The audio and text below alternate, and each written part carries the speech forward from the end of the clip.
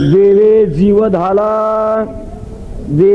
जीव झाला संसार तो कडू झाला तेच येतात ढेकर आनंदाचे हरिहर वेधी आणि कास ऐसा जयांगी कस तेच येतात ढेकर आनंदाचे हरिहर तुका म्हणे भूक येणे न लगे आणिक तेच येतात ढेकर आनंदाचे हरिहर पांडुरंगा करू प्रथम नमन पांडुरंगा करू प्रथम करे चरणा संतांच्या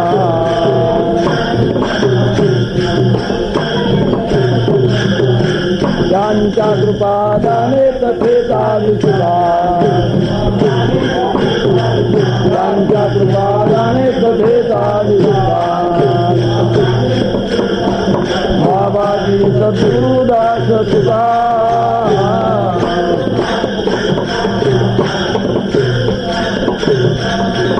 जयांचे केल्या स्मरण होय सकळ विद्यांचे अधिकरण तेच वंदू श्री चरण श्री गुरूंचे हे नमस्कारो न्याता काय माझी वाणी मानेल संतासी रंजो चित्तासी आपुलिया माझी वाणी तुझे वर्णी गुणनाम ऐसे दे प्रेम काही कला विठ्ठल विठ्ठल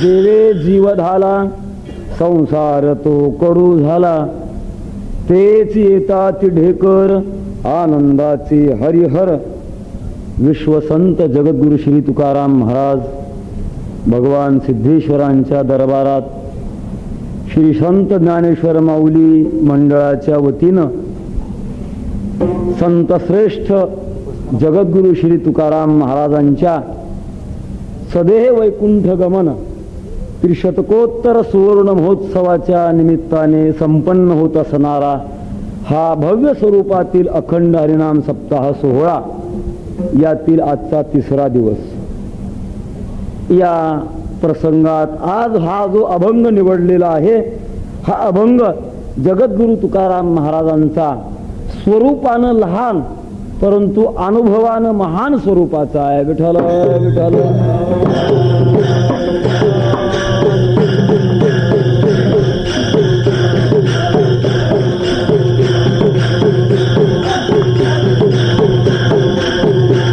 वारकरी संप्रदायातील ज्यांच्याकडे फार मोठे कार्य घडून गेलं असं जगद्गुरु तुकाराम महाराज ज्यांना वारकरी संप्रदायामध्ये कलश स्थानीय म्हणतात अशा महाराजांच्या सोप्या भाषेमध्ये 350व्या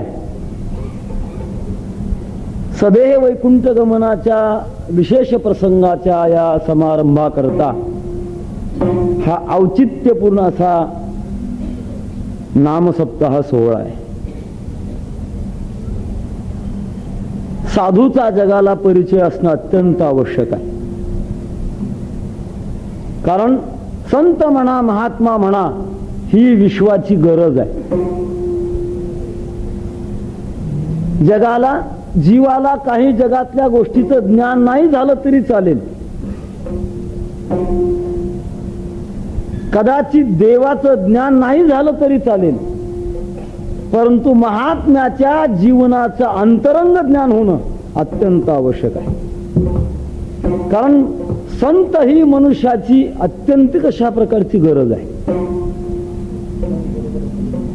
ज्याच्यामुळे जीवनामध्ये श्रेष्ठता म्हणा किंवा उद्धार म्हणा होऊ शकत नाही असा माणसाच्या जीवनामध्ये अत्यावश्यक भाग म्हणजे संत जीवन आहे.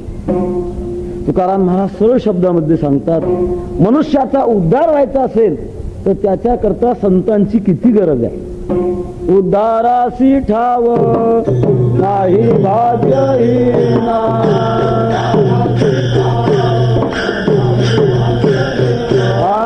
उद्धारासी ठाव नाही भाग्यहीना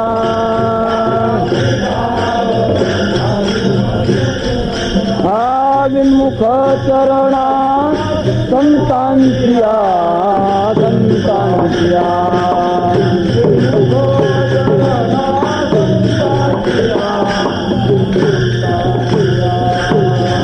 विन्मुख चरणा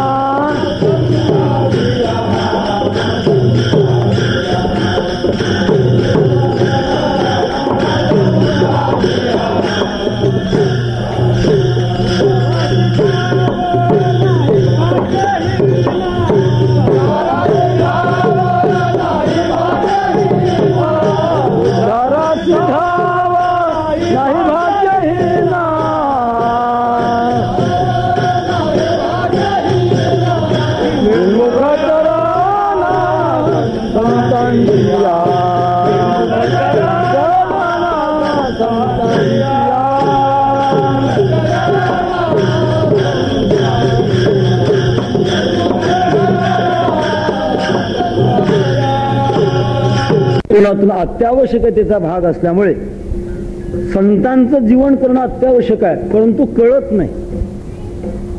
माणसाच्या पामर दृष्टीमध्ये, सामान्य दृष्टीमध्ये संतत्वाचा प्रकाश निर्माण होऊ शकत नाही.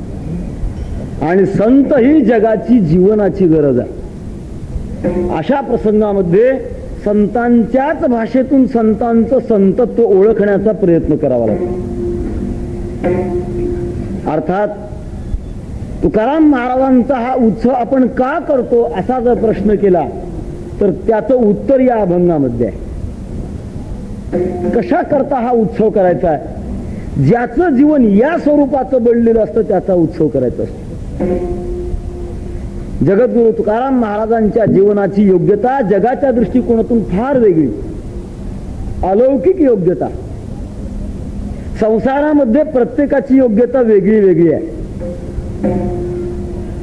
काहीची श्रीमंतीच्या कक्षेमध्ये योग्यता आहे, काहीची ज्ञानाच्या कक्षेमध्ये योग्यता आहे, काहीची आरोग्याच्या कक्षेमध्ये योग्यता आहे, काहीची सत्तेच्या कक्षेमध्ये योग्यता आहे. संसारामध्ये भिन्न भिन्न योग्यता आहे. सर्व योग्यता सर्वांच्या वाट्याला येऊ शकत नाही. काही खूप श्रीमंत असतील तर आरोग्यानं दरिद्री असतात, काही आरोग्यानं श्रीमंत असतात तर पैशानं दरिद्री असतात. वरकड कोठे काही कोठे काही, एक आहे एक नाही, अशी विषमता असते. संतांच्या बाबतीमध्ये सर्वश्रेष्ठता जर आपण पाहिली गेली तर सर्वांगीण श्रेष्ठता ज्यांच्या वाट्याला आलेली असते त्यांना संत म्हणतात. आपण काही संतांच्याकडे पाहत असताना सांसारिक निकष जर लावले तर ते निकष संतांच्या दृष्टीत बसत नाही. म्हणून संत पाहत असताना काही गोष्टी त्यांच्याकडे पाहू नये. संतांचं वय पाहू नये, संतांची जात पाहू नये, संतांची भाषा पाहू नये, संतांचं नातं पाहू नये, संतातला समाजाचा आदर पाहू नये. अशा काही अनेक गोष्टी आहेत की ज्या दृष्टिकोनातून संतांच्याकडे पाहू नये, आणि काही अशा गोष्टी आहेत की त्या दृष्टिकोनातून संतांच्याकडे पाहावं. जगद्गुरु तुकाराम महाराजांसारख्याच्या जीवनामध्ये आपण जर पाहिलं गेलं तर संसाराच्या दृष्टिकोनातून काय होतं? संपत्ती होती, मान होता, प्रतिष्ठा होती, काय होतं? काही नव्हतं. संपत्तीच्या बाबतीमध्ये महाराज स्वतःचा परिचय सांगतात. आम्ही सदैव सुडके, जवळी येता चोर धाके, जाऊ पुढती भिके, कुतरी घर राखीती. ही जगद्गुरु तुकाराम महाराजांची संपत्ती.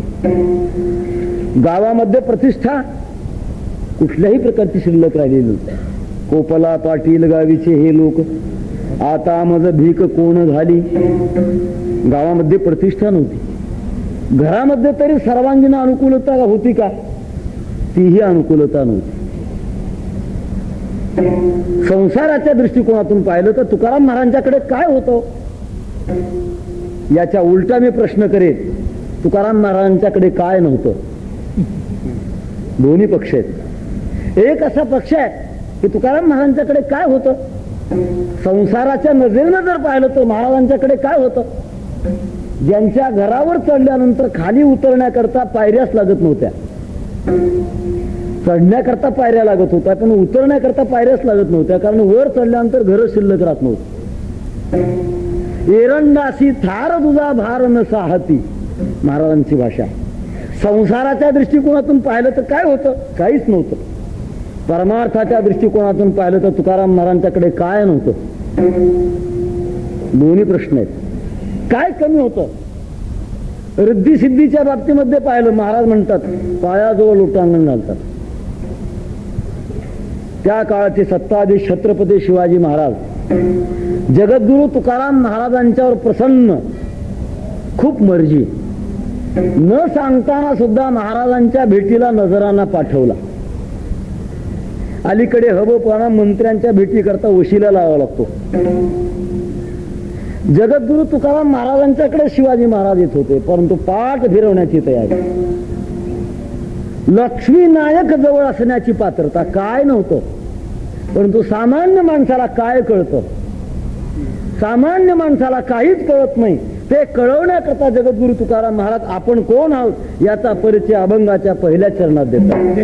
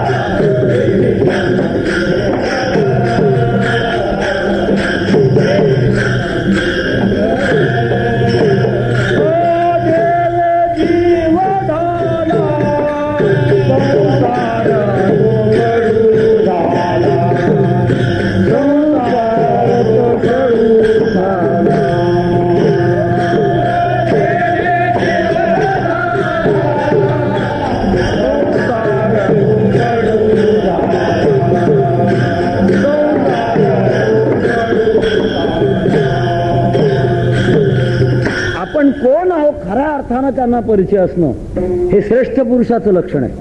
सामान्य माणसाला आपली लायकीच कळत नाही. म्हणजे अज्ञानाचं अज्ञान असतं. मधला असा एक वर्ग की त्याला अज्ञानाचं ज्ञान असतं आणि श्रेष्ठ असा वर्ग की त्याच्या ज्ञानाचं ज्ञान त्याला असतं. पहिला असा एक वर्ग की त्याच्या अज्ञानाचं अज्ञान त्याला असतं. स्वतःलाही तो ओळखू शकत नाही. आपण कोण आहोत, आपली काय योग्यता आहे हे सामान्य अज्ञानी जीवनामध्ये लक्षात यायचे आला त्याला. हा एक प्रकार आहे. मी नेहमी दृष्टांत सांगत असतो. एका राजधानीमध्ये अनेक वृद्धांच्या तक्रारी येऊ लागल्या. राजेसाहेब, आमचे मुलं सांभाळत नाहीत,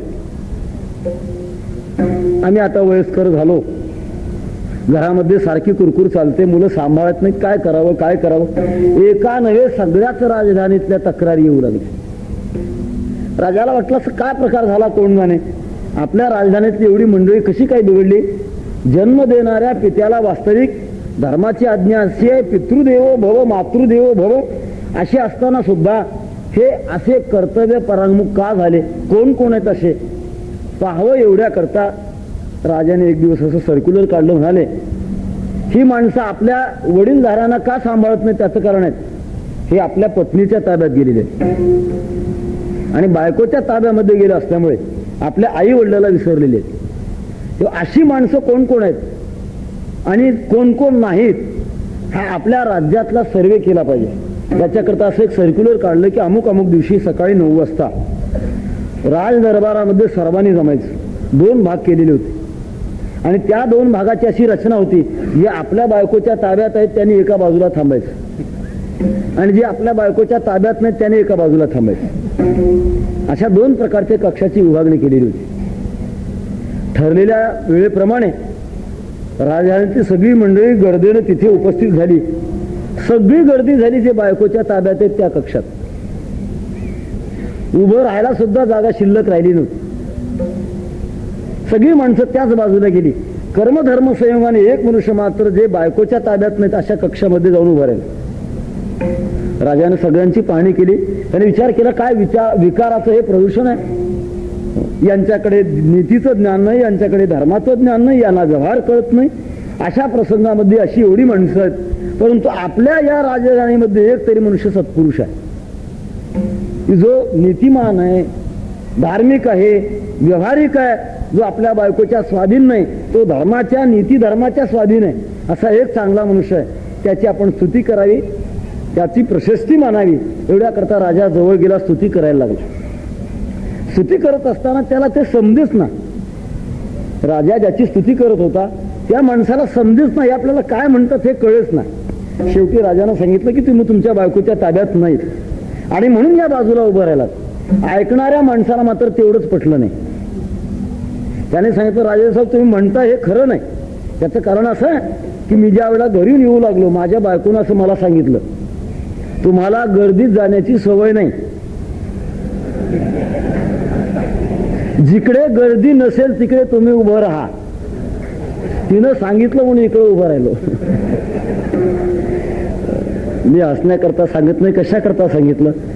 याला आपल्या अज्ञानाचे ज्ञान नाही. विठाला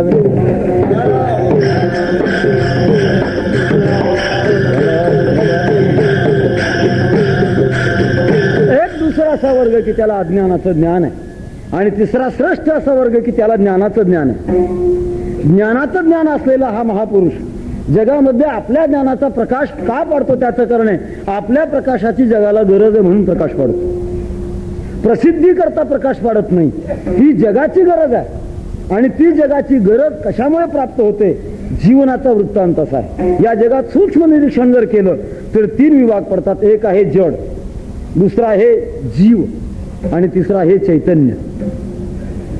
जडाला कुठल्याही प्रकारची अपेक्षा नाही, कुठल्याही प्रकारचं जीवन नाही, पूर्ण परतंत्र असतं, ते जड असतं. दुसरा जो जीव आहे त्याच्यामध्ये चित जडाचा अंश आहे. एका अंशामध्ये चैतन्य आहे तर दुसऱ्या अंशामध्ये जडाचा अंश आहे. जडाचा अंश याचा अर्थ असा की पंचमहाभूताचं संमिश्रण त्याच्यामध्ये झालेलं आहे. जीव का म्हटला की पूर्ण चित स्वरूपही नाही, स्वरूपाची दृष्टी वेगळी, पण जीवत्व अवस्थेमध्ये जर त्याची चिंतन आपण जर केलं तर त्याच्यामध्ये जडता आहे. जडता जर नसती तर तुकाराम महाराजांनी एका अभंगामध्ये जीवाच्या बाबतीमध्ये जाड्याचा जो निर्देश केला तो करताच आला नाही, करताच आला नसता. तुकाराम महाराज म्हणतात, संतांचा जो अवतार असतो तो कशा करता असतो. अवतार तू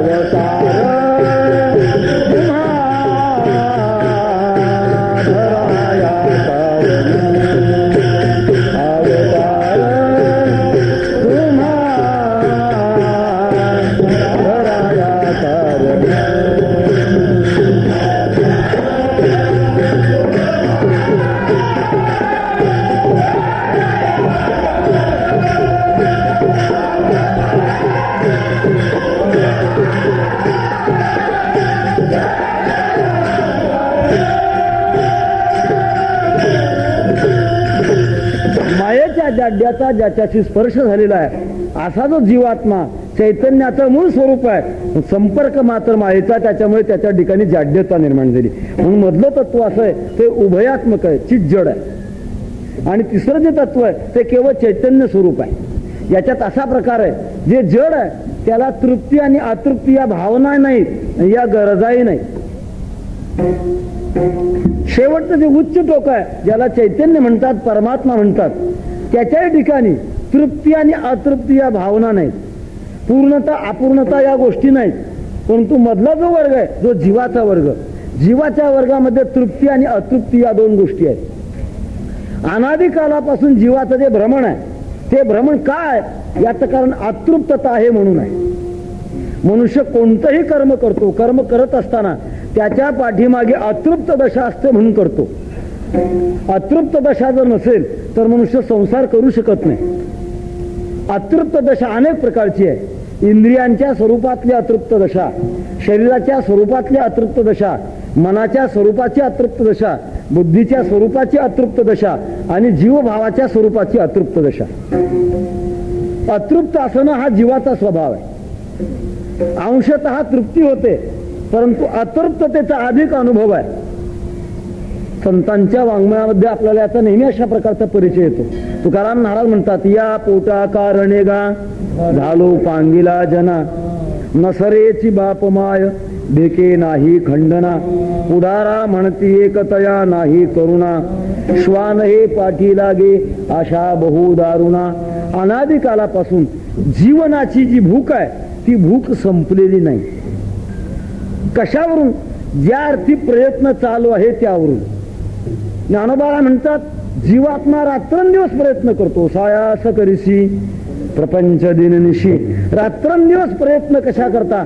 अतृप्ततेचा अनुभव आहे म्हणून. मृत्यू लोकामध्ये जीवात्मा सार्वभौम राजा झाला तरी तृप्त होत नाही.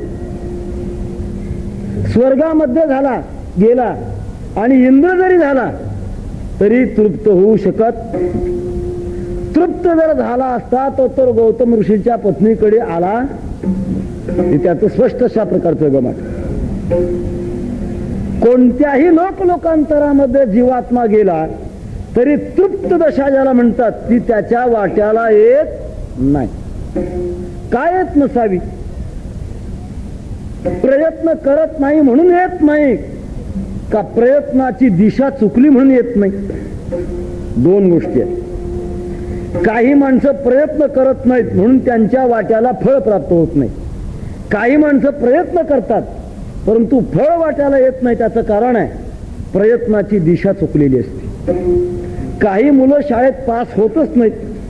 त्याचं कारण काय? अभ्यास करतच नाहीत म्हणून पास होत नाहीत. आणि काही अभ्यास करूनही पास होत नाहीत. त्याचं कारण काय?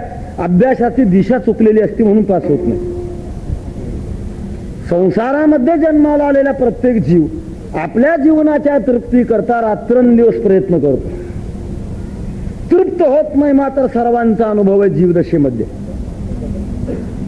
अनादिकालापासूनचा हा अनुभव आहे.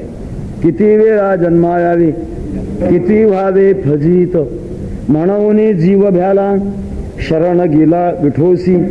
तृप्ततेच्या उद्गाराच्या बाबतीमध्ये जीवात्मा तृप्त होत नाही. या संसारामध्ये काही गोष्टी अशा आहेत की त्या तृप्त होत नाहीत. एका सुभाषितामध्ये 5 जकार दाखवलेले आहेत. जननी जठरो जाया जात वेदो जलाशया. जननी जठरो जाया जामाता जठरो जाया जात वेदो जलाशया. जामाता म्हणजे जावाई. तो असा एक प्राणी आहे की जन्मभर सासराने दिलं तरी त्याची तृप्ती होत नाही. असा एक प्राणी त्याला जामाता म्हणतात. जठरो जठर ज्याच्यामध्ये आपण अन्न ग्रहण करतो. आपण आपल्या जीवनामध्ये विचार करा, कोणी 40 वर्षाचा असेल, कोणी 60 वर्षाचा असेल, कोणी 80 वर्षाचा असेल. जन्मभर आपण किती पोती अन्न खाल्लं असेल? कोणी 100 पोती अन्न खाल्लं असेल, कोणी 200 पोती, ज्याचा ज्याचा गुरु संप्रदाय जसा जसा असेल तसे तसे पोते उडवले असतील. इतकी पोती संपून सुद्धा 4-2 तासानंतर पुन्हा भूक लागतेच. जठराची तृप्ती. जामाता जठरो जाया. जाया म्हणजे पत्नी, कुटुंब. त्या एका मराठी सुभाषितामध्ये असं वाक्य आहे, सगळ्यांचं कर्ज चुकवता येतं परंतु बायकोचं आण्याचं कर्ज मात्र चुकवता येत नाही. लग्न झाल्यापासून आण्याचं कर्ज लागलेलं असतं. हे आणा, ते आणा, ते आणा, जाईपर्यंत आणा संपतच नाही. जामाता जठरो जाया जात वेदो. जात वेदो म्हणजे अग्नी. अग्नीची तृप्ती होत नाही. आणि जलाशय हा म्हणजे समुद्र. समुद्राची तृप्ती होत नाही. कितीही नदी आणि नद समुद्रामध्ये प्रवेशित होऊ द्या, समुद्राची तृप्तीच होत नाही. आणि तृप्ती झाली असती तर पाणी घेण्याचं त्यानं थांबवलं असतं. ज्या अर्थी समुद्र थांबवत नाही त्या अर्थी समुद्राची तृप्ती होत. असा काही प्रकार आहे की अनेकांची तृप्ती होत नाही. त्याप्रमाणे जीवदशेमध्ये जीवाची तृप्ती होत नाही. कुठे जाऊ द्या तो, तृप्ती व्हावी मात्र प्रत्येकाच्या मनाची इच्छा आहे. आपलं जीवन तृप्त व्हावं, कृतकृत्य व्हावं. इच्छा असून सुद्धा, प्रयत्न करून सुद्धा त्याच्या पदरामध्ये हे फळ पडत नाही. त्याचं कारण आहे जीवनाची खरी तृप्ती ज्याच्यामुळे होते तो विशेष त्याला समजत नाही. अयशस्वीपणा करता 3 गोष्टी असतात. 3 गोष्टीचा प्रतिबंध असतो. अज्ञान, अश्रद्धा आणि आळस.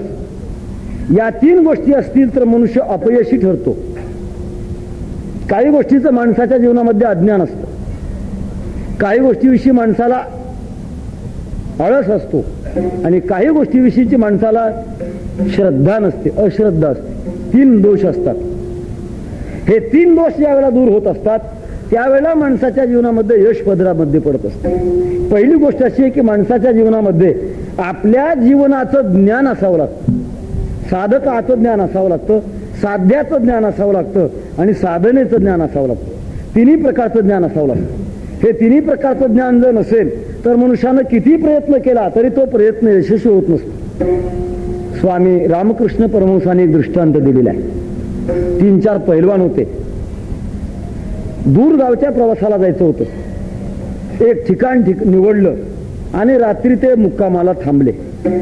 सकाळी लवकर उठले. 3-4 वाजेला उठून ते प्रवासाला निघाले असताना रस्त्यामध्ये मोठी अशा प्रकारची नदी लागली. जवळजवळ 4 वाजेची वेळ होती. नदी दुथड्या भरून चाललेली होती. चौघांनी विचार केला याच्यात पाण्यात पोहून जाण्यापेक्षा इथे एक सोय आहे, नाव आहे. त्या नावेमध्ये बसून आपण परतीराला जाऊ. चौघे नावेमध्ये बसले आणि बसून नाव चालू लागले. अर्धा तास झालं, पाऊण तास झालं, 1 तास झालं, 1.5 तास झाला, 2 तास झाले. नाव काही परतीराला लागेच ना. ज्याला पंचउषक काल म्हणतात तो थोडासा असा झालेला होता. एकाला विचार आला, एवढी आपण नाव चालून सुद्धा नाव पलीकडच्या तीराला जात नाही, काय प्रकार, आपण खालच्या दिशेला गेलोत की काय कोण असतो. चौकशी करावी एवढ्या करता त्यानं आपली बारीक नजर बाजूला फिरवायला सुरुवात केली. बाजूला फिरवत असताना त्याच्या एक गोष्ट लक्षामध्ये आली की एक मोठी आपल्याकडनं चूक झाली आहे. आणि ती चूक म्हणजे ज्या नावेला दोर बांधलेला होता तो दोर मात्र झुडपाचा सोडलेलाच नव्हता. नाव चालवली 2 तास परंतु 1 इंच सुद्धा सरली नाही. त्याचं कारण आहे दोरच सुटला नाही. तसं तुमचा आमचा अनादी कालापासून अजून दोर सुटलेला नाही. विठाला विठाला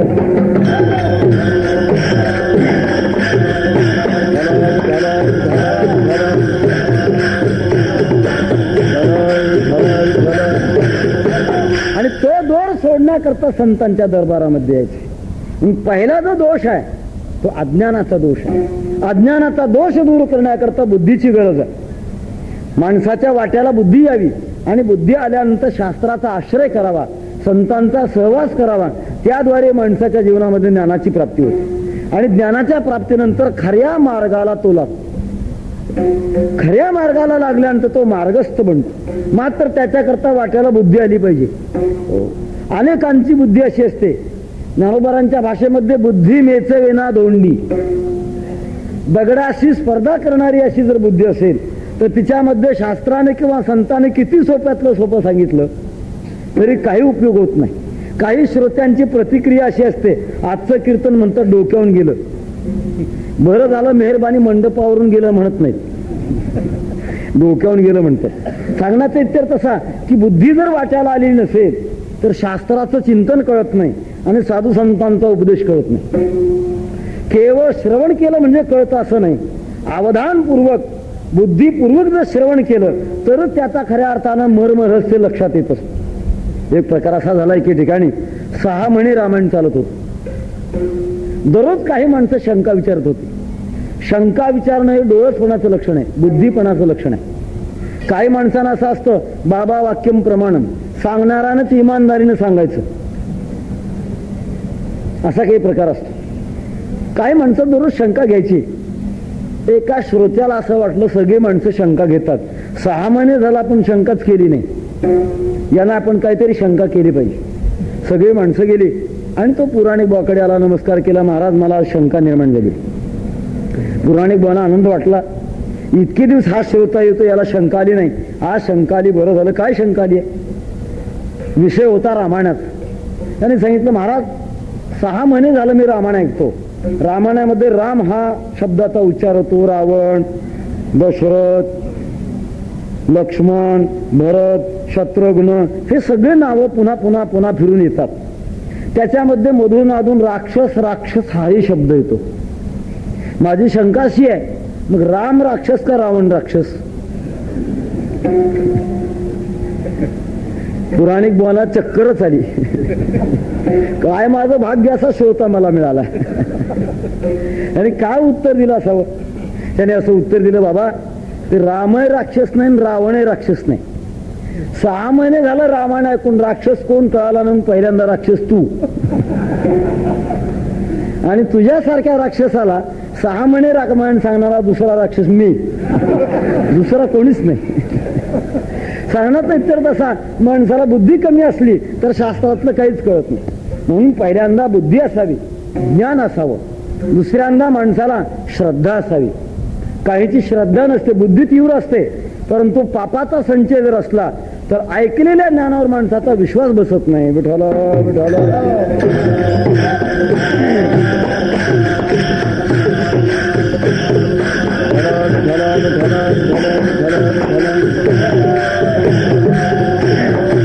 आणि तिसरा असा प्रकार आहे, काहींचा विश्वास बसतो परंतु मंद विश्वास असतो.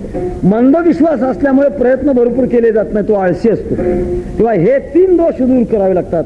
जगद्गुरु तुकाराम महाराजांनी आपल्या जीवनामध्ये हे 3 दोष दूर केलेले होते आणि त्यांचं जीवन पूर्णत्वाला प्राप्त झालं.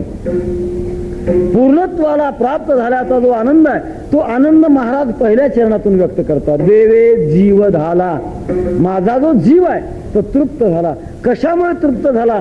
माझ्या जीवाला काय भेटलं? देव भेटला. देव हे तृप्ततेचं साधन, तृप्तीचा विषय आहे देव, तृप्तीचा आश्रय आहे जीव.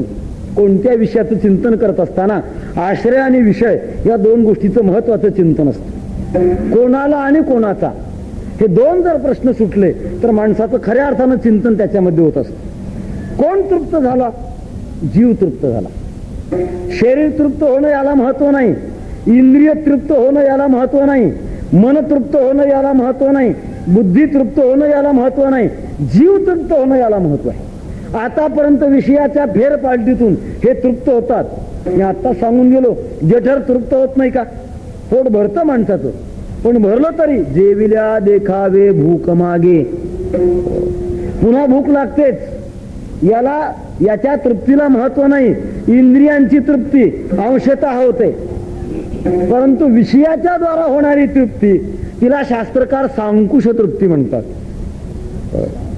सांकुशा विषय तृप्ती, रियम तृप्ती निरंकुशा.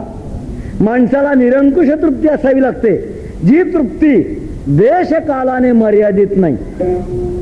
संसारातली तृप्ती देशकालानं मर्यादित आहे, वस्तूनं मर्यादित आहे, अवस्थेनं मर्यादित आहे. तृप्ती अशी व्हावी की तिला कोणत्याही मर्यादा नसाव्यात, अशी तृप्तता व्हावी. हे माणसाच्या जीवनातली भावना आहे. मात्र ज्याची होते त्याला संत म्हणतात, आणि जन्मच्या जन्म होत नाही त्याला जीव म्हणतात. तुकाराम महाराज म्हणतात, माझ्या जीवनामध्ये तृप्ती झाली. कशामुळे झाली? विषय कोणता? देव. देव माझ्या जीवनामध्ये प्राप्त झाला, त्याच्यामुळे माझं जीवन तृप्त झालं. देवे जीव झाला. गंमत अशी, एकीकडे तृप्ती होते तर दुसरीकडे अतृप्तता जाते. एक होतं आणि एक जातो. कोणत्याही दशेमध्ये असंच आहे. जीवन का म्हटलं की जीवनाला दोन बाजू असतात.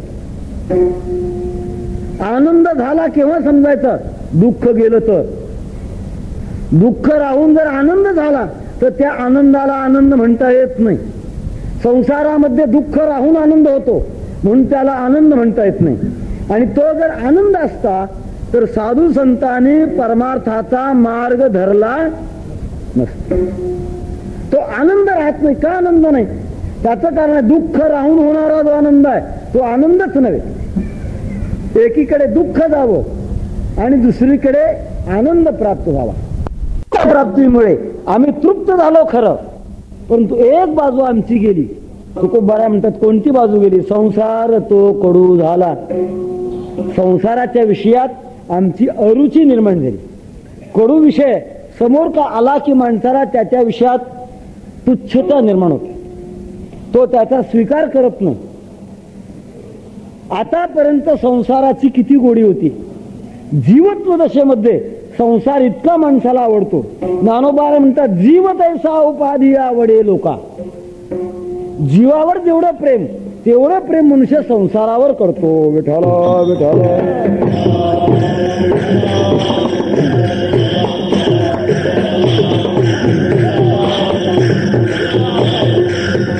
ज्ञानोबा 13व्या अध्यायामध्ये म्हणतात, नवगंध केसरी भ्रमरी जैसी.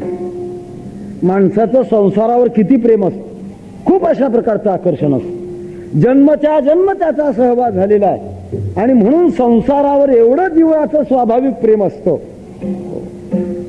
कदाचित संसाराच्या भावना त्या वयोमानामध्ये उपलब्ध नसताना सुद्धा माणसाचं संसारावर स्वाभाविक प्रेम असतं. पैशावर किती प्रेम आहे माणसाचं. तुकोबारा म्हणतात, ऐसा कोण आहे हे जया नावडे, कन्या पुत्र घोडे दारा धन. संसारातले विषय कोणाला आवडत नाहीत. स्वाभाविक माणसाला विषय आवडतात. परांची घाणी व्यतृण स्वयंभूत तस्मात परांग पश्यतीना अंतरात्मन. स्वभावता माणसाला विषय आवडतात. नाथ महाराज म्हणतात, वेदे न करिता प्रेरणा विषयावरी सहज वासना. सहज अशा प्रकारचा संसार आवडतो. सहज परमार्थ आवडत नाही, सहज संसार आवडतो. एका संतांनी एके ठिकाणी खूप अशा प्रकारचा विचार आपल्या पुढे मांडलाय. कल्पना करा म्हणाले, व्यवहारामध्ये असा प्रकार दिसतो. डोक्यावर पाठी घेऊन काही माणसं संसारामध्ये घरावर काही वस्तू विकण्याकरता येतात. काही वेळेला भाजी विकण्याकरता येतात. काही वेळेला डोक्यावर दही घ्या, दूध घ्या, तूप घ्या म्हणत माणसं फिरत येतात. परंतु विकणाऱ्याच्या वस्तू विकत नाहीत. आणि काही अशा वस्तू आहेत की त्या वस्तू माणसं त्या वस्तूपर्यंत पोहोचतात. त्या वस्तू माणसाने घेऊ नयेत अशा घाणेरड्या वस्तूपर्यंत माणसं पोहोचतात. आणि चांगल्या वस्तू दारावर आल्या तरी घेत नाहीत. गोरस होतो गली गली फिरे, मदिरा बैठी विकाय. असं कुठं घडतं का? डोक्यावर दारूची पाटी घेऊन दारू घ्या मग दारू म्हणत कोणी बसतो का? अत्यंत गटाराच्या जवळ गलिच्छ जागेवर दुकान मांडलं तरी त्यांचं फार चांगलं चालतं. जीवाची प्रवृत्ती आहे, स्वभावता प्रवृत्ती आहे. स्वभावता विषयाचं आकर्षण आहे. का आकर्षण आहे? अनादि संसार मालेच्या ठाई नित्य विषय सेविले पाही, ते ठसावले चित्ताच्या ठाई वारंवार देही सेविता. एक मी आपल्या जीवनातला सर्वसामान्य विनोद सांगत असतो. मुलगा लहान असतो, अत्यंत बाल असतो. आई त्याची सगळी काळजी घेते. आईला असं वाटतं की आपल्या मुलाची दृष्टी चांगली व्हावी. पूर्वीच्या काळामध्ये मुलांची दृष्टी चांगली होण्याकरता काजळ वापरत असत. त्याच्यामुळे चांगली अशा प्रकारची दृष्टी त्याची सतेज बनायची. पण काजळ घालणं म्हणजे एक प्रकारचं दिव्यच. त्या मुलानं काजळाची का डबी पाहिली, मुलानं पळून जाण्याचा प्रयत्न करावा. आईच्या जवळ येऊ नये, बळजबरीनं मांडीवर घेऊन घालण्याचा प्रयत्न करावा, हात झाडून द्यावे, रडावं, डोळे चोळावे. आईला असं वाटतं पुन्हा की मुलानं आपलं ते हे काजळ घाला म्हणून आई मोठी कला वापरते. बाळा, मला का काजळ घालू दिलं की मी तुला पैसा देणार आहे. पैसा देणार म्हटल्याबरोबर त्याच्या जगामध्ये काय जादू होते कोणास ठाऊक. पटकन मांडी घालून बसतो, घाल म्हणतो काजळ. का? पैसा मिळणार आहे. आई त्याच्या डोळ्यात काजळ घालते. अत्यंत निमूटपणे गप्प बसतो. हलवू नये, चालू नये, सैरा वैरा काही बोलू नये, निवांत बसतो. बसल्यानंतर पैशाची वाट पाहतो. मग आई त्याला पैसा देते, ते पर्समधला काढून देत नाही. जे बोट काळं झालेलं असतं काजळ घालून, त्याच बोटाचा टिकला त्याच्या तळहातावर मारते. घे पैसा. तो पैसा पाहिल्यानंतर ते खुश बनतं. आबादी आबाद दुनिया. हो, मी असं म्हणत असतो विनोदानं, आईच आपल्या मुलाला लहानपणी काळा पैसा घेण्याचं शिक्षण देते तर आपल्याला समजलं. सध्याचं 20वे शतक. विठाला विठाला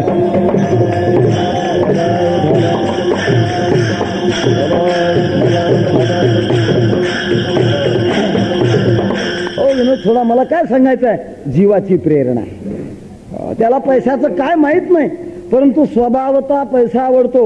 अनादिकालापासून आवडणारा संसार, परंतु एक दशा अशी होते, महाराज म्हणतात की तो आम्हाला आवडत नाही. संसार तो कडू झाला. संसाराच्या विषयात आमची तृष्णा संपली, आकर्षणच संपलं. का संपलं याच्या खूप अशा प्रकारच्या कारण मीमांसा आहेत. आपल्याला वेळ मर्यादित असल्यामुळे सगळा विचार याच्यावर करता येणार नाही. मात्र एवढं खरं की संतांचा जो अनुभव आहे तो अनुभव अशा स्वरूपात आहे. तो का म्हणे कडू वाटतो प्रपंच, रोकडे रोमांच, कंठ दाटे कडे रोमांच.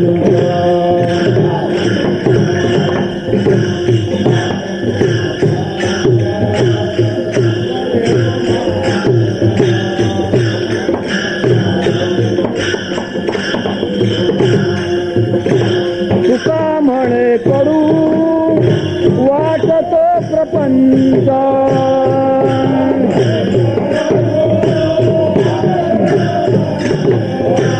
तुका म्हणे कडू वाटतो प्रपंच,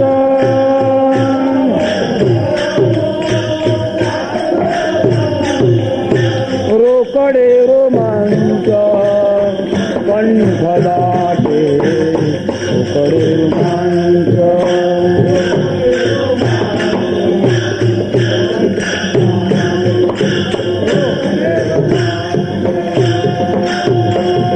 संसाराच्या विषयात नाव काढल्यानंतर म्हणतात आमच्या अंगावर रोमांच उभा राहतात. नको वाटतो. का नको वाटतो? नको वाटण्याचं अधिष्ठान फार मोठं आहे. देवे दिव झाला याच्यानंतरची ही अवस्था. संसारामध्ये माणसाला प्रपंचाचा तिटकारा येतो. काही वेळेला योग्यता नसते म्हणून येतो, काही वेळेला तात्पुरती तृप्ती होते म्हणून येतो.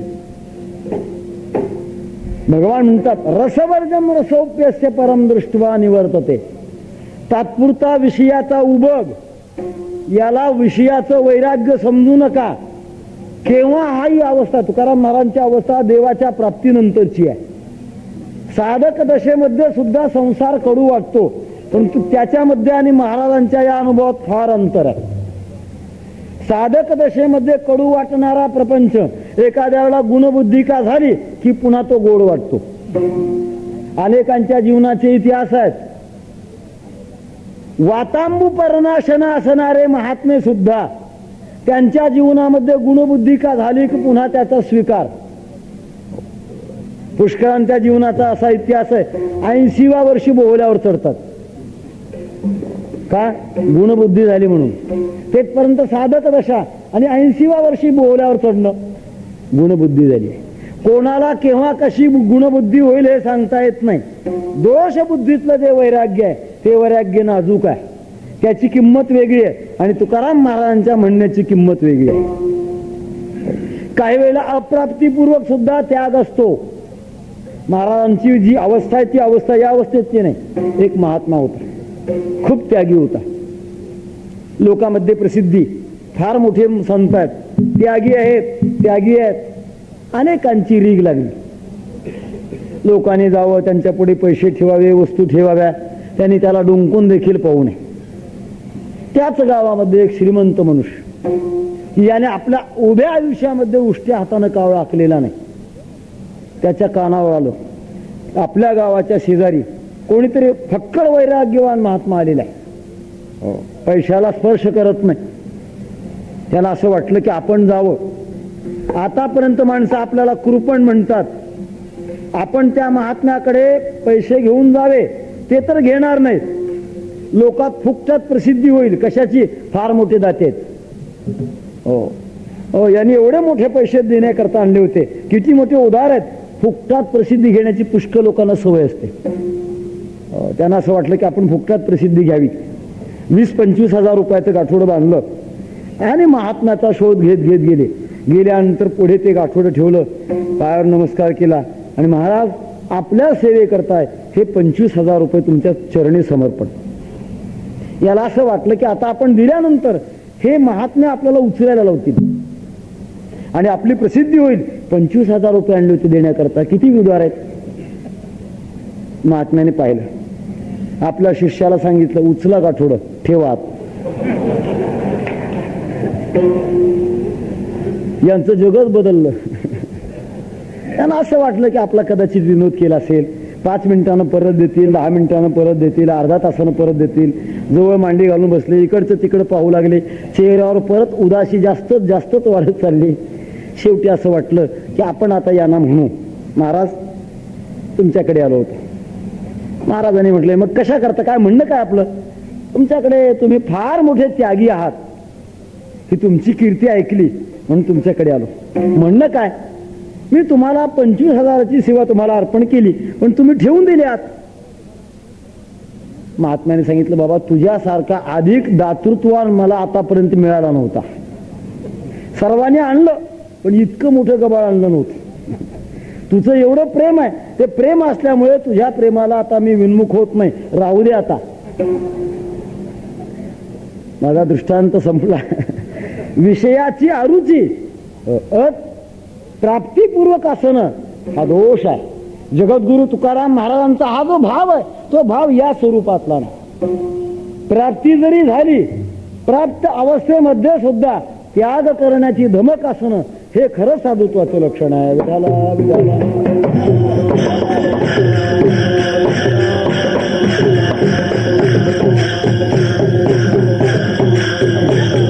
ज्ञानोबा बोलतात, आहिकीचे का स्वर्गीचे भोग पायिक झाले या इच्छेचे, परी भोगावे हे नरुचे मना माझी. ज्यांचं मन त्या विषयात इतकं वितृष्ण झालं. का वितृष्ण झालं? संसार हे माणसाच्या तृप्तीचं साधन नाही. गरजेचं साधन आहे का तृप्तीचं साधन आहे? दोन प्रकार आहेत, गरज वेगळी आणि तृप्ती वेगळी. कपडा माणसाच्या तृप्तीचं साधन आहे का गरजेचं साधन आहे? गरजेचं साधन आहे. पैसा माणसाच्या तृप्तीचं साधन आहे का गरजेचं साधन आहे? गरजेचं साधन आहे. अन्न हे माणसाच्या तृप्तीचं साधन आहे का गरजेचं साधन आहे? गरजेचं साधन आहे. सत्ता प्राप्त होणं हे माणसाच्या गरजेचं साधन आहे का तृप्तीचं साधन आहे? गरजेचं साधन आहे. संसारामध्ये जेवढे जेवढे विषय आहेत ते सगळे गरजेचं साधन आहे. आता प्रत्येकाची गरज वेगळी वेगळी आहे. कपड्याची गरज माणसाला आहे, कोणाला 2 मीटर लागतो, कोणाला 3 मीटर लागतो. प्रत्येकाची गरज वेगळी वेगळी असते. पैशाची सुद्धा गरज प्रत्येकाची वेगळी वेगळी आहे. मात्र या गोष्टीची संसारामध्ये गरज आहे. निर्वाहा पुरते अन्नच्छादन, आश्रमाशी स्थान कोपी गुहा. संसाराची गरज आहे, पण संसार हा तृप्तीचं साधन नाही. आतापर्यंत संसाराने कोणीही तृप्त झालेला नाही. विषय सेविता कोण तृप्त झाला,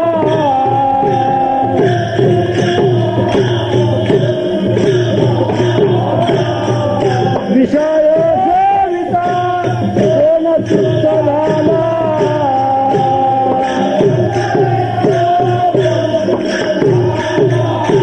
इंधने निमाला अग्निकोठे, इंधने निमाला अग्निकोठे,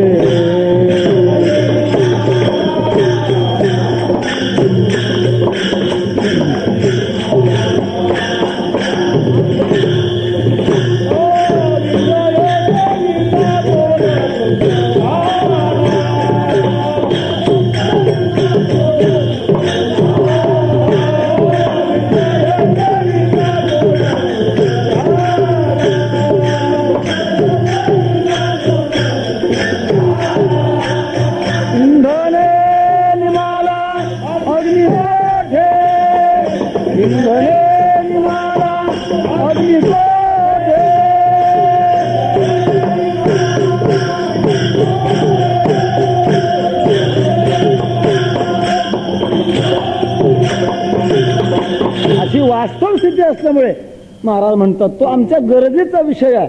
गरज तात्पुरती असते. गरज कशी असते? तात्पुरती असते.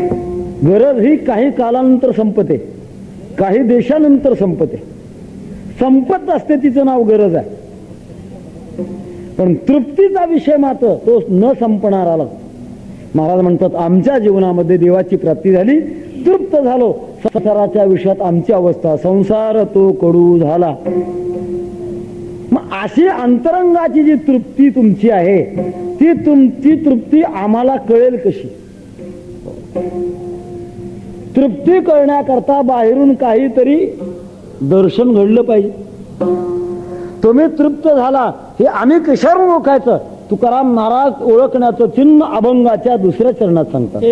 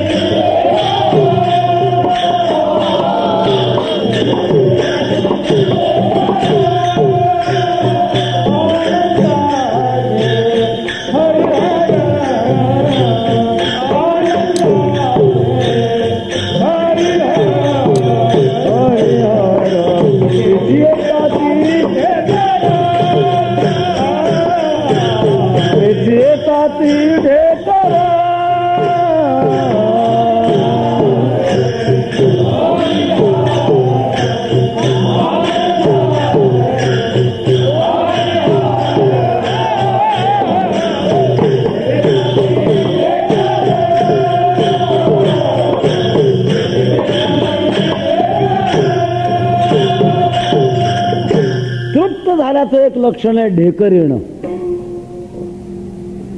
ढेकर हे आपल्या शरीराचं असं एक स्वाभाविक परमात्म्यानं योजना केलेली आहे. आपण किती जीवावं, ढेकर येईपर्यंत जीवावं. वैद्यकशास्त्र असं म्हणतंय माणसाच्या पोटाचे 4 विभाग असावे.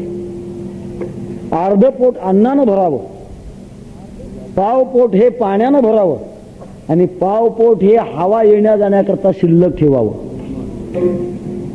परंतु काहीचं गणित हे सगळं चुकतं. जागा शिल्लक ठेवत नाहीत. आतून परत परत सिग्नल येतात, आत माल पाठवू नका, ठेवण्याकरता जागा शिल्लक नाही. तरी परंतु बळजबरीनं माल पाठवतातच. त्याचा काय परिणाम होतो सांगायचं कारण नाही. आमचे वैकुंठवासी गुरुवरे मामा असे म्हणायचे, माणसानं जीवावं कसं, जेणेकरून पोटाची आठवण येणार नाही असं जीवावं. मोठं सुंदर वाक्य आहे. कसं जीवावं? पोटाची आठवण येणार नाही असं जीवावं. कमी जेवलं तरी पोटाची आठवण येते आणि जास्त जेवलं तरी असं जेवण करावं की जेणेकरून पोटाची आठवण येणार नाही असं जेवावं. तृप्ततेचं हे लक्षण आहे की ढेकर येणं. ढेकरे जेवण दिसेसाचे नाही तरी काथे कुंथा कुंथी. महाराज म्हणतात ढेकर आला की समजावं याचं जेवण झालेलं आहे. तुकोबाराम म्हणतात आम्हाला ढेकर येऊ लागलेले आहेत. हे वेगळी तृप्ती आहे. आणि आत्मतृप्तीचे येणारे ढेकर ते म्हणजे बहिरंगाचे सारखे नाही. ढेकराचा आवाज आहे एक प्रकारचा. माणसाचे जे सहज कर्म आहेत त्या सहज कर्मामध्ये ढेकर देणं हे एक सहज कर्म आहे. काही स्वेच्छा कर्म असतात, काही अनिच्छा कर्म असतात, काही सहज कर्म असतात. ढेकर देणं, जांभळी येणं, शिंक येणं हे कोणती कर्म आहेत? सहज कर्म आहेत. ढेकर हा सहजासहजी येऊ शकतो. तेव्हा आम्हाला ही सहज दशा प्राप्त झाली आणि सहज दशेमध्ये आत जी तृप्ती झाली आहे त्या तृप्तीचा आवाज येऊ लागला. तृप्तीचं काय येतो माणसाला? भोजनाचा एक प्रकारचा आवाज येतो ढेकराच्या रूपात. आम्ही तृप्त झाल्याचा आवाज येऊ लागला आणि तो आवाज म्हणजे कोणता? आनंदाचे हरिहर. आनंदाचे ढेकर येऊ लागले आणि ते आनंदाचे ढेकर म्हणजे परमात्मा भगवान विष्णू आणि भगवान शंकर यांच्या नामाचं नामस्मरण करणं हे आमचे ढेकर आहेत. विठाला विठाला.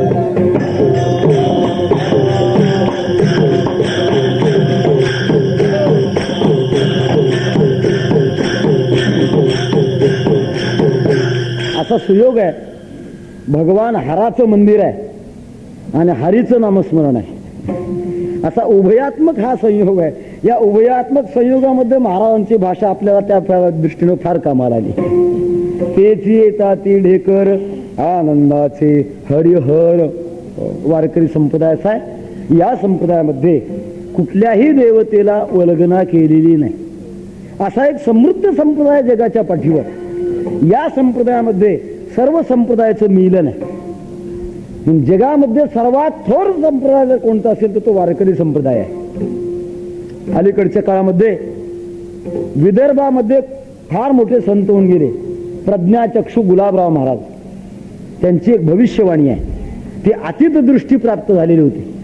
ज्यांना भविष्य काही कळतंय अशा प्रकारची दृष्टी प्राप्त झाली होते. आंधळे होते परंतु फार मोठा परमार्थातला अधिकार होता. त्यांचं चरित्र मला सांगण्याची गरज नाही. ते असं म्हणायचे मी वारकरी संप्रदायाचा नाही परंतु जगामध्ये वारकरी संप्रदायासारखा शहाणा संप्रदाय मी पाहिला नाही. कारण या संप्रदायामध्ये सर्व देवतेची उपासना आहे. या संप्रदायामध्ये सर्व मंत्र आहेत. या संप्रदायामध्ये एकांगीपणा नाही. या संप्रदायामध्ये प्रवेश सर्व जगाचा आहे. सर्व धर्माचा प्रवेश होण्याची शक्ती या संप्रदायामध्ये. म्हणून गुलाबराव महाराजांची अशी भविष्यवाणी आहे. ते असं म्हणतात एक काळ असा भविष्यामध्ये येणार आहे की वारकरी संप्रदाय हा विश्वधर्म बनणार आहे. विठाला विठाला.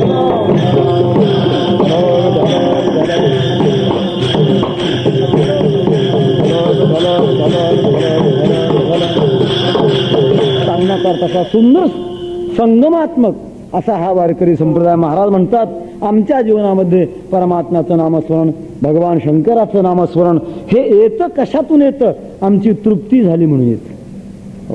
याचं बरंचसं चिंतन करण्यासारखं आहे. वेळ शक्य राहिला तर याचं आपण चिंतन करणार आहोत. तुकोबारा म्हणतात आमची तृप्ती झाली. पण प्रकार असा महाराज तुमची तृप्ती झाली आमचं काय? संसारामध्ये एखादा चांगला विषय प्राप्त झाला त्याचा आनंद ज्याच्या त्याच्या पुरता. इतरास त्याच्या आनंदाचा काय उपयोग आहे?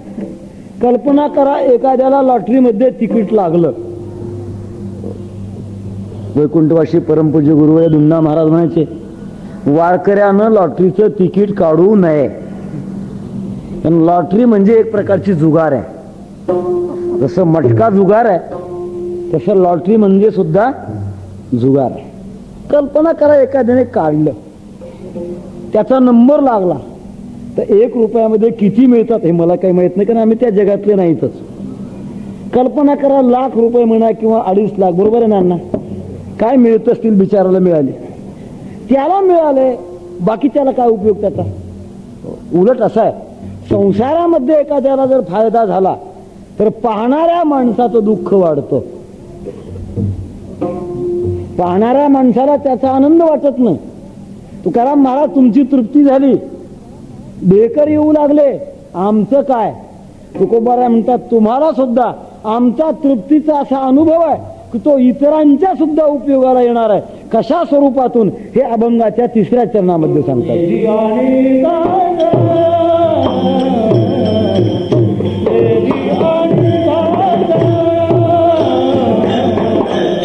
वेधी आणि कासा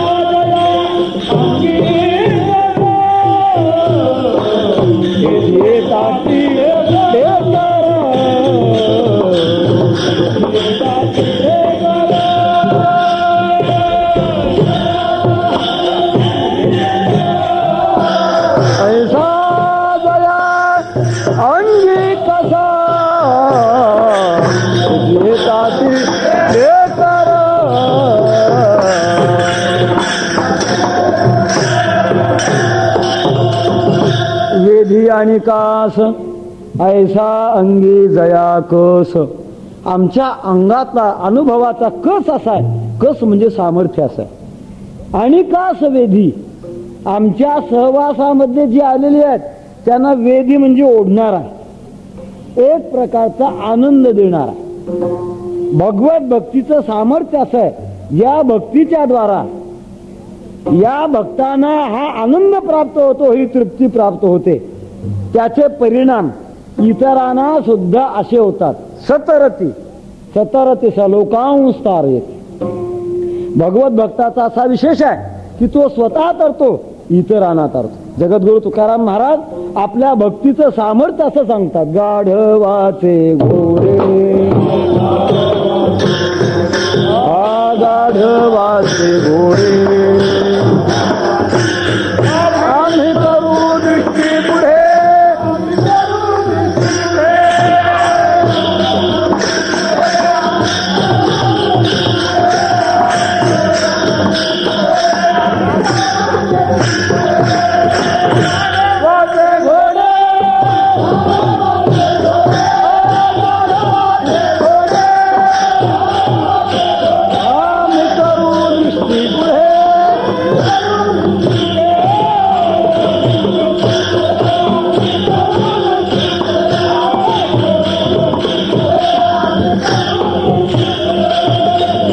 भक्तीमध्ये असं एक स्वतंत्र विशेष सामर्थ्य आहे.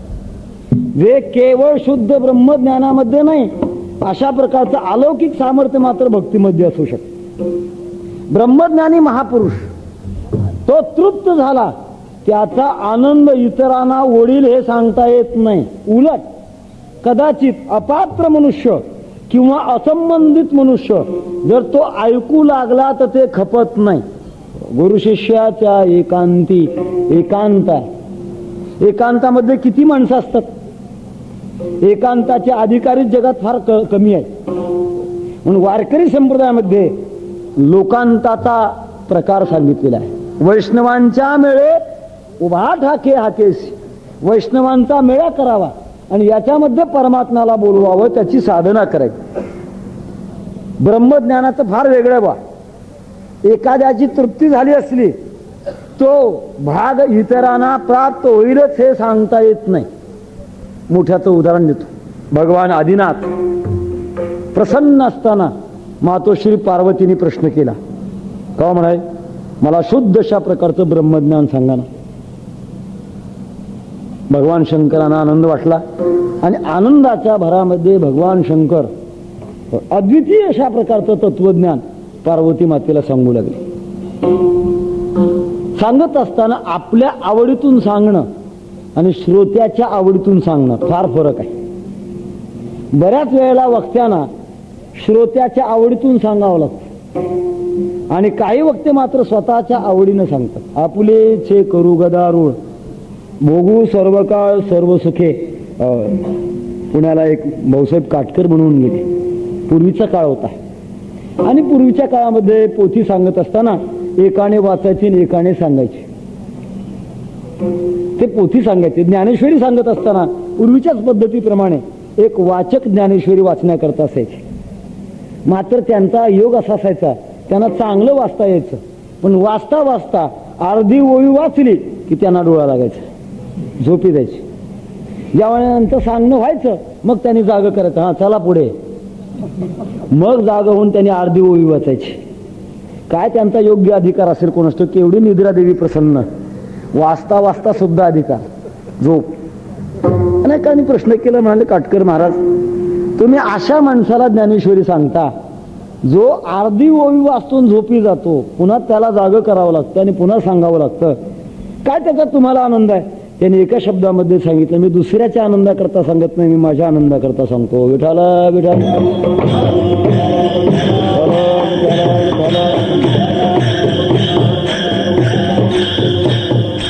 मला हा प्रकार सांगायचा आहे की ज्यावेळेला भगवान शंकर पार्वती मातेला ब्रह्मज्ञान सांगू लागले, सांगता सांगता पार्वती मातेला झोप येऊ लागली. आणि असं आहे, दोघे जणांचा जो संवाद असतो, संवादामध्ये ऐकणाऱ्याची काहीतरी प्रतिक्रिया लागते. कमीत कमी चेहऱ्यावरचे भाव तरी असावे लागतात, ह तरी म्हणावं लागतं. काहीच्या चेहऱ्यावर काहीच भाव नसतात, जशी काही इस्त्री केली आहे, तोंडावरच्या गुड्या साफ होत नाही. श्रोता सुद्धा रसग्राही असला पाहिजे. वक्त्याच्या वक्तृत्वाच्या रसामध्ये भर घालण्याची त्याची पात्रता असावी लागते. ज्ञानोबा म्हणतात, श्रोता दुश्चिता तरी वितुळे मांडला रसू. श्रोता सुद्धा रसग्राही असायला पाहिजे. भगवान शंकर ब्रह्मज्ञानाचा सुंदर अशा प्रकारचा घो घो घो करत पार्वती मातेच्या पुढे प्रकट करतात. ऐकता ऐकता पार्वती मातेच्या डोक्यात जडता निर्माण झाली आणि झोप लागली. पार्वती मातेचा जो हुंकारा होता तो हुंकारा बंद झाला. भगवान विष्णूंना असं वाटलं की एवढं सुंदर तत्वज्ञान आहे, जगाच्या उद्धाराकरता पहिल्यांदाच या तत्वज्ञानाचा उगम इथं झालाय. आणि असं सुंदर तत्वज्ञान अनाठाई जर जाईल तर जगाचं दुर्दैव ओढवेल. याच्याकरता या तत्वज्ञानाला आपण झेलावं म्हणून भगवान विष्णूने एका माशाच्या पोटामध्ये प्रवेश केला आणि तो मासा त्या समुद्राच्या तीरावर येऊन आपलं तोंड फाकून हुंकारा देऊ लागला. देता देता भगवान शंकराच्या गोष्ट लक्षामध्ये आली. ज्यांना मी हे ब्रह्मज्ञान सांगतोय तिथं झोपी गेलेली आहे आणि हुंकारा येतो कुठून. एकदम लक्षात आलं, हा हुंकारा माशाच्या पोटात कोणीतरी चोरून ऐकतोय आणि त्याचा हा हुंकार आहे. भगवान शंकर एकदम रागावले आणि रागाच्या भरामध्ये हातात त्रिशूळ घेतलं आणि फेकलं जोरात. फेकलेलं त्रिशूळाने त्या माशाच्या पोटाचा छेद केला आणि छेद करत असताना आत असलेले विष्णू, ज्यांचं नाव मच्छेंद्रनाथ, त्यांच्या कानाचा छेद त्या त्रिशूळामुळे झाला. म्हणून नाथपंथामध्ये कानाचा छेद करण्याची प्रथा आहे. माझा दृष्टांत इथं संपला. ब्रह्मज्ञान सांगत असताना प्रत्यक्षात विष्णू ऐकू लागले. सद्गुरु तुकाराम महाराजांना ज्याच्यामुळे तृप्ती झाली त्याच्यामध्ये मात्र सर्वांनी यावं. यारे यारे लहान थोर नारी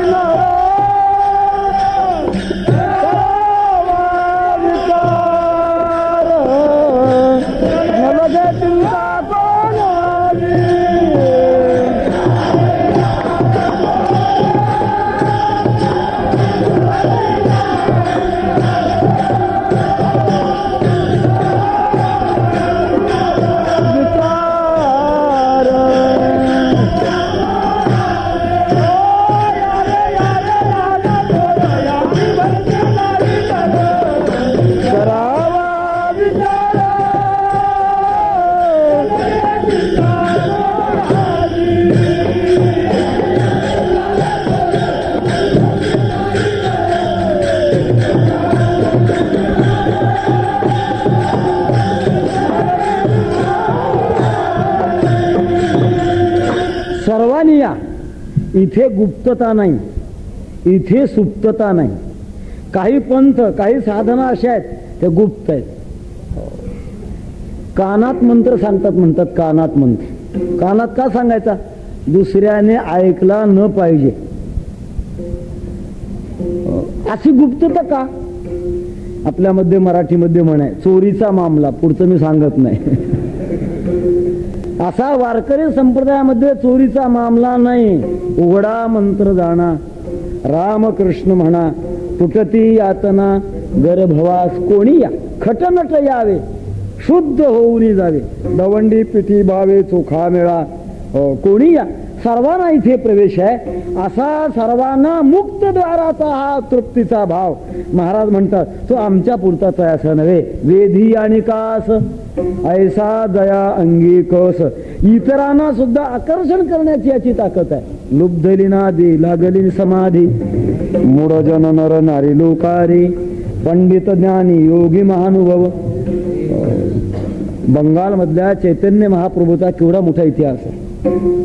एकदा आपल्या शिष्याच्या समवेत झोपू घातलेले चैतन्य महाप्रभू, अंतःकरणामध्ये सतत परमात्म्याच्या नामचिंतनाचा उदय, रात्रंदिवस भक्ती प्रेम प्रवाह चालत असलेला शिष्याना झोपलेलं पाहिलं आणि एकटेच उठले, जंगलाचा रस्ता पकडला. कशाची भीती नाही, परमात्म्याच्या नामचिंतनामध्ये जंगलात प्रवेश केला. आणि प्रवेश करण्याचा परिणाम वाघ, सिंह, अस्वल, तरस, हिंसर पशु चैतन्य महाप्रभूच्या भोवती असे उड्या मारत नाचायला लागले. काही कालानंतर शिष्य जागे झाले. आपले गुरुवरे कुठे गेले शोधत शोधत गेले तर अरण्यामध्ये चित्र पाहतात, अत्यंत हिंसर पशु त्यांच्या भोवती मोठ्या प्रेमानं नाचतात. केवढा भक्तीचा महिमा असेल. जगद्गुरु तुकाराम महाराजांच्या अंगावर विंचू खेळत असत, म्हणत सर्प खेळत असत. वाघाने जवळ येऊन बसावं का? वेधी आणि कास ऐसा दया अंगी कस. हा जो भक्तीचा प्रभाव आहे तो प्रभाव महाराज म्हणतात आमच्या जीवनामध्ये तेच येतात ढेकर आनंदाचे हरिहर. महाराज आमचा पुष्कळ दिवसाचा अनुभव आहे. एकाची भूक गेली तर दुसऱ्याची लागते, दुसऱ्याची गेली तर तिसऱ्याची लागते. अनेकांच्या भूक आहेत. डोळ्याची भूक संपली, कानाची भूक लागते, कानाची गेली जिभेची लागते, जिभेची गेली स्पर्शाची लागते, घ्राणेंद्रियाची लागते. अनेक भूका बदलल्याचा अनुभव आमचा संसारातला. तुम्ही आपला भूक जाण्याचा अनुभव सांगता, तुमची भूक गेली कदाचित दुसरी लागेल का? महाराज म्हणतात अजिबात नाही. आमच्या जीवनामध्ये पुन्हा कोणतीही भूक शिल्लक नाही, हे अभंगाच्या 4थ्या चरणात सांगतात.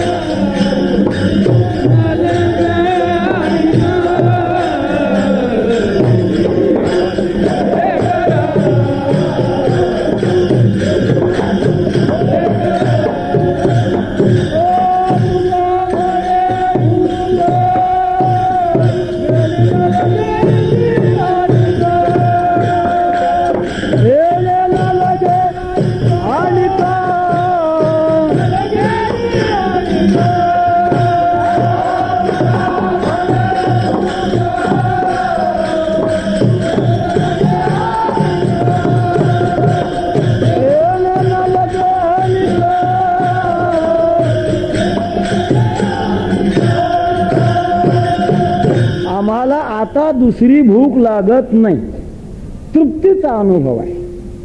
का अनुभव आहे? असं पूर्ण तृप्तमय, अमृतमय, सन्मय, प्रकाशमय असा अनुभव आमच्या जीवनामध्ये आहे. तुका म्हणे जेवा थोर झाले सुख, तुका म्हणे जेवा थोर झाले सुख.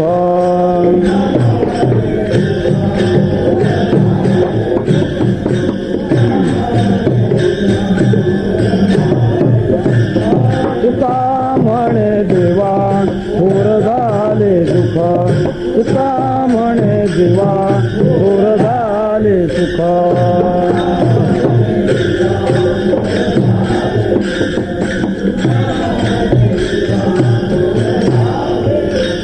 नाठवे भूका कान काही,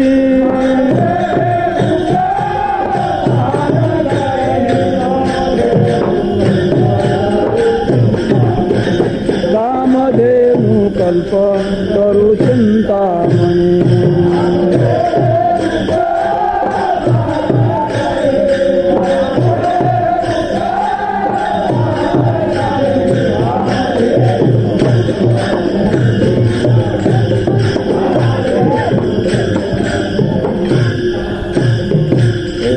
थोर सुख होण्याचा परिणाम कुठलीही भूक आमच्या जीवनात राहिली नाही. त्याचे तृप्तीचे निर्देश तेच येताती ढेकर, आनंदाचे हरिहर. अभंगाचा भावार्थ झालेला आहे. वेळ पुष्कळ झालेले. पहिल्या चरणाचा काही विचाराचा अंश आपल्या पुढे मी प्रगट करणार आहे आणि सेवा समर्पण करणार आहे. संप्रदायपूर्वक नाम ब्रह्म आणि नाद ब्रह्म याच्या एकात्मतेचा जो आनंद आहे तो आनंद आपल्याला भगवंताच्या चिंतनाच्या द्वारे करायचा आहे. विठोबा रखुमाई जय जय विठोबा रखुमाई. देवे जीव झाला संसार तो कडू झाला, तेच येतात ढेकर आनंदाचे हरिहर. जगद्गुरु तुकाराम महाराजांचा महत्वपूर्ण अशा प्रकारचा तृप्तीचा हा अनुभव आहे, अभंग आहे. त्याचा अनुवाद तुकाराम महाराज करतात आणि या अनुवादाच्या विषयामध्ये महत्वाचा असा विषय आहे की आमचीही तृप्ती होते आणि तुकाराम महाराजांची तृप्ती होते. यात काय फरक आहे? आम्ही जर तृप्त झालो नसतो तर संसारामध्ये राहिलो. माणसं संसारामध्ये राहतात, तृप्तीचा अनुभव म्हणून राहतात का नाही म्हणून राहतात? ज्यांना ज्यांना तृप्तीचा अनुभव नाही अशी माणसं बाजूला जातात. परंतु जी जी माणसं संसारामध्ये ख्याली खुशालीने राहतात त्यांना तृप्तीचा अनुभव आला वाटतो. यांचा अनुभव आणि तुकाराम महाराजांचा अनुभव याच्यात काय फरक आहे का? तो फरक आपल्याला लक्षात येण्याकरता जीवाच्या काही अवस्था आहेत, त्या अवस्थेचा विचार आपल्या लक्षात आल्याशिवाय हा फरक लक्षात येणार नाही. काही अशा अवस्था आहेत. तृप्तीच्या आणि अतृप्तीच्या बाबतीमध्ये 4 प्रकारचे भेद होतात.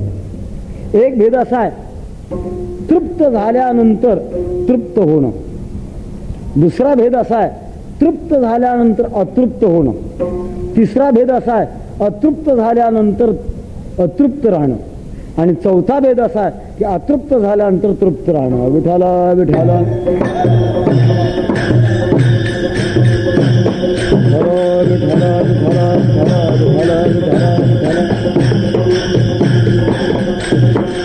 तुकाराम महाराजांची ही तृप्ती जी आहे, पूर्णता जी आहे, ही कोणत्या प्रकारात आहे? संसारामध्ये तृप्ती आहे, परंतु ती तृप्ती कशी आहे? तृप्त अतृप्ततेतली तृप्ती आहे. पूर्वीच्या काळामध्ये जीवात्मा विषयाकडे जात असताना अतृप्त म्हणून जातो. ज्ञानोबराने 18व्या अध्यायामध्ये सुंदर अशा प्रकारचं त्याचं चिंतन केलेलं आहे. ज्ञाता ज्ञेयाद एकोण तैसा धावची घे. विषयाला पाहिल्यानंतर विषयी पुरुष कसा धाव घेतो, ज्ञानेश्वर महाराजांचे सुंदर दृष्टांत. आपल्याला वेळ संपलेली आहे. इतका धाव घेतो, विषयापर्यंत पोहोचतो, परंतु पोहोचल्यानंतर पूर्वी अतृप्त म्हणून जातो आणि तिथे गेल्यानंतर सुद्धा तो अतृप्तच राहतो. याचा अर्थ विषय संबंधामध्ये त्याची फसवणूक होते. अतृप्ततेतून अतृप्ततेमध्ये जाणं. पहिलाच अतृप्त आहे आणि नंतर पुन्हा अतृप्ततेमध्ये जाणं. याला शास्त्रामध्ये अन्योन्याध्यास अशा प्रकारचा शब्द आहे. असा दृष्टांत आहे तो. उन्हाळ्याच्या दिवसामध्ये भुंगे फुलाचा मकरंद कण सेवन करण्याकरता फिरतात, परंतु बहुतेक उन्हाळ्याच्या दिवसामध्ये फुलं उमललेली नसतात. एक भुंगा उन्हाळ्याच्या दिवसामध्ये मकरंद कण शोधत शोधत निघालेला होता आणि एक पोपट उन्हाळ्याच्या दिवसामध्ये फळं खाण्याकरता निघालेला होता. दोघांना उन्हाळ्याचाच काळ होता. पोपट्यानं पुष्कळ फिरून फिरून प्रयत्न केला, कुठे फळ मिळालेलं नव्हतं त्याला. आणि भोंगाही पुष्कळ फिरला, परंतु त्याला कुठेही फूल मिळालेलं नव्हतं. कर्मधर्म संयोग, फिरून फिरून थकलेला तो पोपट एका पळसाच्या झाडावर बसला. उन्हाळ्यामध्ये पळसाचं झाड फुलतं, सगळी तांबडी फुलं येतात त्याला. पोपट असा निवांत त्या पळसाच्या शेंड्यावर बसलेला होता. भूक लागली होती बिचाऱ्याला. त्याला वाटलं आता काय करावं. सरळ त्याचं लक्ष वर गेलं. भुंगा फिरत फिरत भुकेलेला होता, त्याचं लक्ष पळसाच्या झाडाकडे गेलं. त्याला असं वाटलं फिरण्याचं चीज झालं. इथे आता सुंदर अशा प्रकारची फुलं दिसतात, आपण आता फुलावर उतरावं आणि मकरंद कणाचा चारा घ्यावा. भुंगा सरळ वरून खाली येऊ लागला. पोपटाचं सरळ लक्ष वर गेलं. त्याला असं वाटलं काय देवाची दया, सुंदर अशा प्रकारचं जांभूळ देवानं आपल्याकडे पाठवलंय. पोपटाला काय वाटायला लागलं, जांभूळ आपल्याकडे येऊ लागलं. आणि भुंग्याला असं वाटायला लागलं की आपण आता फुलाकडे चाललो. नेमकी पोपटाची चोंच जिथे ती फुलाच्याच रंगाची असल्यामुळे भुंगा जो उतरला तो पोपटाच्या चोचीमध्ये येऊन बसला. कोणाची तृप्ती झाली, भुंग्याची तृप्ती झाली का पोपटाची तृप्ती झाली? कोणाचीच तृप्ती झाली नाही. शास्त्रकार म्हणतात जीवाचं असंच चाललंय, एक जीव दुसऱ्या जीवाकडे जातो. कशा करता? तृप्त होण्याकरता. हाही अतृप्त आणि तोही अतृप्त. गाठ पडली ठका ठका त्याचे वर्म जाणे चुका. वैकुंठवासी गुरुनाम गुरु स्वामी महाराज म्हणायचे एकादशीच्या घरी शिवरात्र गेली, कोणी कोणाला तृप्त करायचं. तसा एक जीव एक जीवाकडे जातो, अगोदरचा अतृप्त आणि जातो तिथे गेल्यानंतर सुद्धा अतृप्तच राहतो. अतृप्ततेतून अतृप्तीमध्ये जाणं हा एक प्रकार आहे. दुसरा असा प्रकार आहे अतृप्ततेतून तृप्तीमध्ये जाणं. अगोदर अतृप्त अवस्था, परंतु एक अशी अवस्था येते की तो तृप्त दशेमध्ये जातो. ब्रह्मज्ञानी महापुरुष किंवा योगीराज निर्विकल्प समाधी साधल्यानंतर पूर्वी तो अतृप्त होता, परंतु निर्विकल्प समाधीचा का प्रवेश झाला, स्पर्श का झाला की तो तृप्त होतो. ब्रह्मज्ञानी महापुरुष ब्रह्म समाधीमध्ये तृप्त होतो आणि तृप्त झाल्यानंतर त्याच्या जीवनाची किंमत किती वेगळी असते. एतद बुद्ध्वा बुद्धिमान स्यात् कृतकृत्यश्च भारत. तृप्त होतो. प्राप्य प्राप्यता, ज्ञाप्य ज्ञापकता आणि तृप्त तृप्यता ही तिन्ही प्रकारची त्याच्या जीवनामध्ये लाभते. आणि लाभल्यानंतर त्याचे जे उद्गार असतात ते तृप्तीचे उद्गार असतात. कृतकृत्य झालो, कृतकृत्य झालो, इच्छा केली ते पावलं.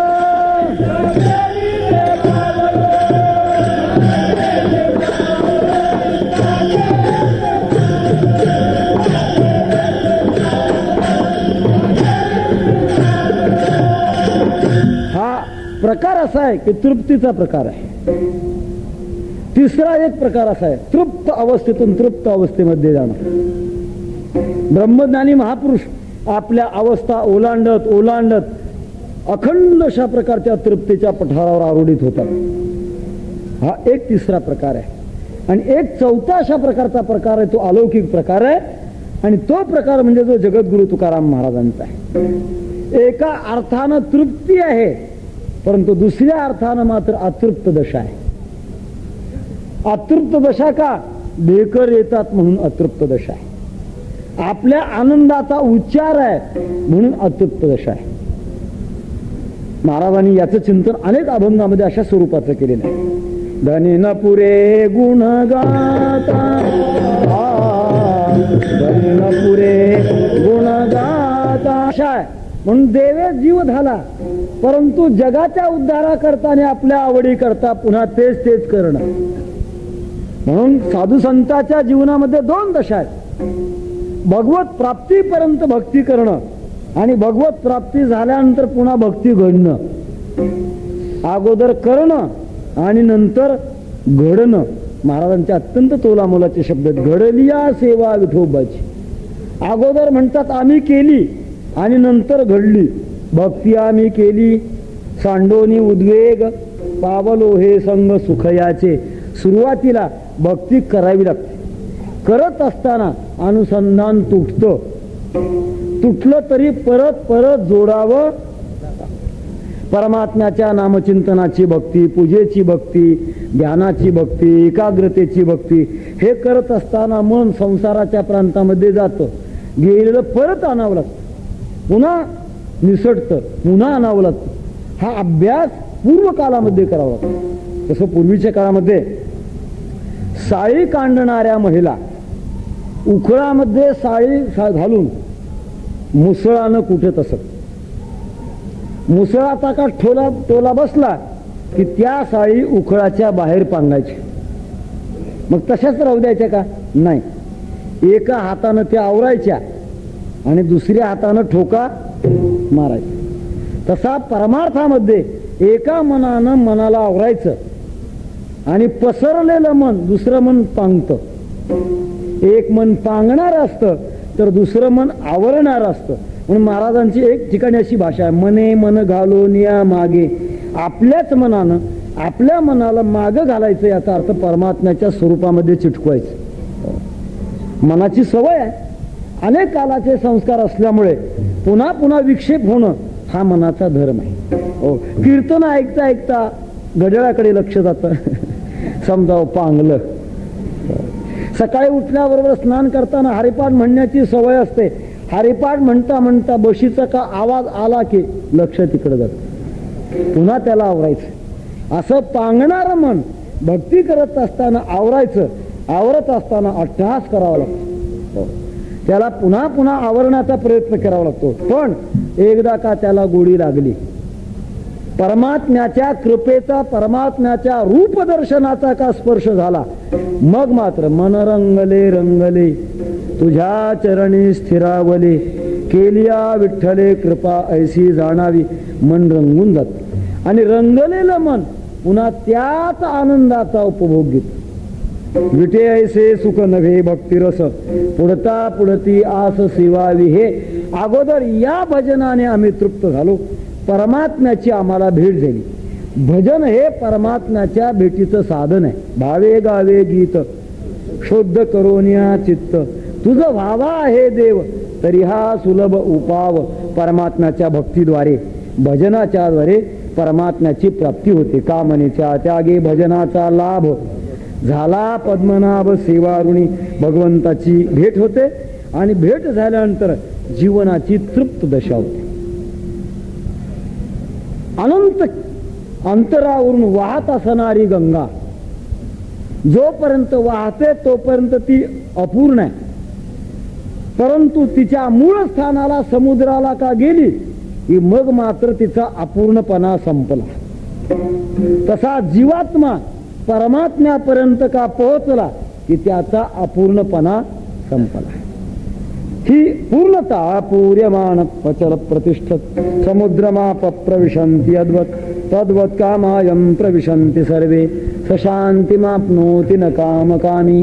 असा कामकामाविरहित असणारा महापुरुष परमात्म्याच्या भेटीमध्ये एकरूप होत. भगवंताची भेट तिचं नाव आहे की जी देवापेक्षा वेगळी उरू शकत. विठोबा नेणो कैसी भेटी उरणे नाही जीवेसाठी.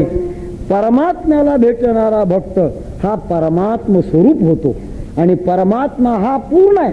पूर्ण काम. ओम पूर्णमद पूर्णमिदं पूर्णात् पूर्णमुदच्यते पूर्णस्य पूर्णमादाय पूर्णमेवावशिष्यते. अशा पूर्ण स्वरूपाची भेट झाल्यामुळे महाराज म्हणतात देवे जीव झाला संसार तो कडू झाला तेची येताती ढेकर आनंदाचे हरिहर ज्ञानेश्वर माऊली ज्ञानराज माऊली तारा. जय जय ज्ञानेश्वर माऊली ज्ञानराज माऊली तारा.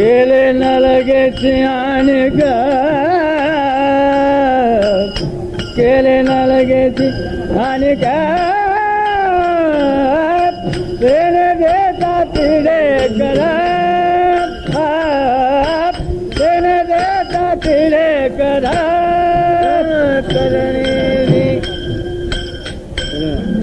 कृपया जागरून कोणी उठू नये बरं का. लगेची आणि लगेची आणि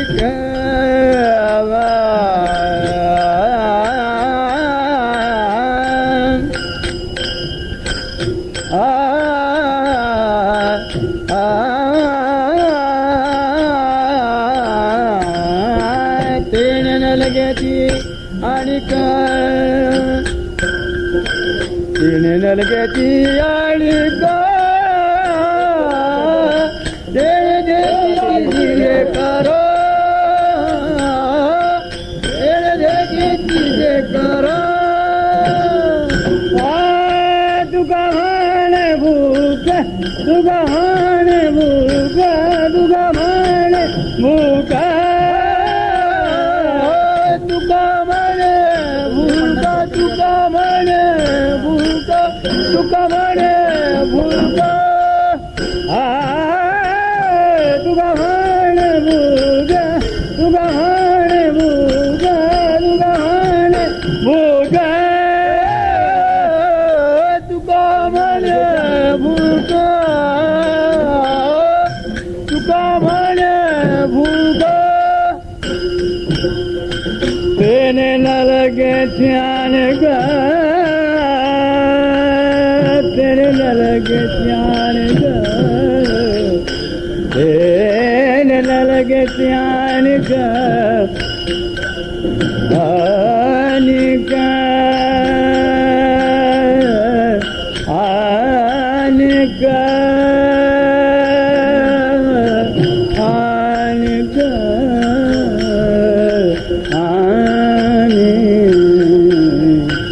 तेने न लगे ध्यान लगे ध्यान तेने